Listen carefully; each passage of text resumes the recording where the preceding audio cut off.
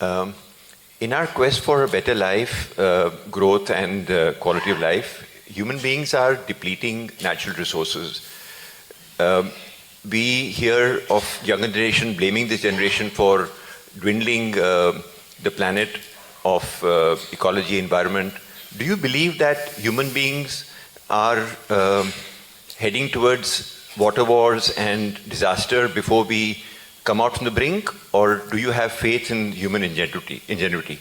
This is… see, we must understand this.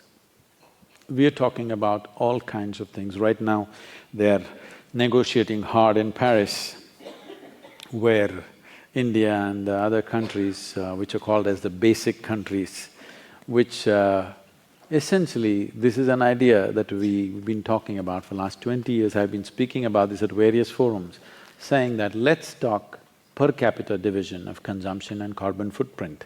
If we do that, in India we hardly have a footprint because most people are living in shacks, they're not consuming really anything, they're not leaving a carbon footprint. If the man disappears tomorrow, he's not left a footprint, all right? But they want a different kind of thing. This is a deal which has to be hard negotiated, that's happening. Leaving this aside, what you're trying to ultimately do is to curtail human aspiration. You will not succeed, believe me. There are people I know in California homes, earlier they were driving Prius, now they're all into Tesla, but in their garage they got 2 Ferraris or they got a big SUV, okay? This is when they go to the office, when they go to social gatherings, they want to be seen in an electric car. When they go out with the family, they want to ram a 6-cylinder car, all right? So I'm saying you cannot curtail human aspirations. The best thing is to curtail human populations. At the beginning of 20th century, we were 1.6 billion people. Today, we are 7.2 billion people.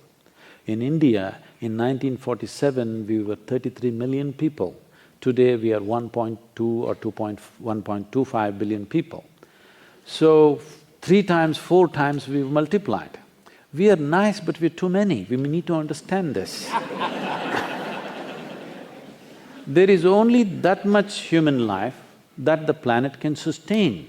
And above all, because of technological prowess that we have today, we are consuming probably what 10,000 men would consume 1,000 years ago. One man, I'm saying. One human being is consuming what 10,000 human beings would consume 1,000 years ago. So when this is the case, the simplest thing is we must project or plan for a less population in the future. But right now, United Nations predicts that by 2050, we will be 9.6 billion people. By 2075, we'll be 12.1 billion people. I want you to just imagine your life on this planet.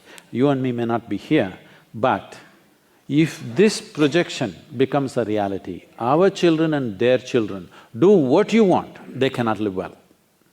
But anyway, if we do not consciously control this, nature will do it to us in a cruel way. It's not that we will be allowed to simply spawn like this, something will happen, all right? Something will happen that we don't know how to handle, and cruel ways of things will happen. But the very pride of being human is, we can do what we want consciously. It is something we need to take up, every world leader has to take this up. The leadership on the planet, in this Paris meetings of going on talking about how much will you consume, how much will I consume, what do you have to do, why don't we say by 2050, we will be 4 billion, not 9.6 billion, why not? All you have to do is, that you should not reproduce. People are talking about the economic dividend of having a young population. Definitely it is true, right now we have to take advantage of that. But this was a few years ago in 2006, when we were at Davos, there were a whole lot of union ministers and others, they were all gloating, we are the youngest nation, we are the youngest nation. I asked a simple question, where are the old people? They said, no, we are the youngest, that is okay, but where are the old people? In India, people don't get old, they die soon. That is why we are the youngest nation, you better know that. We can take advantage of the situation now, but we can't gloat about it. It's not something that we created. It is something that's unfortunately happened to us, because in 1947, the average life expectancy of an Indian was 28 years. Today it's come to 64, that's average, but I'm telling you, if you divide urban and rural, urban may be around 70, rural is around 50. 50 is not a time to die for a man.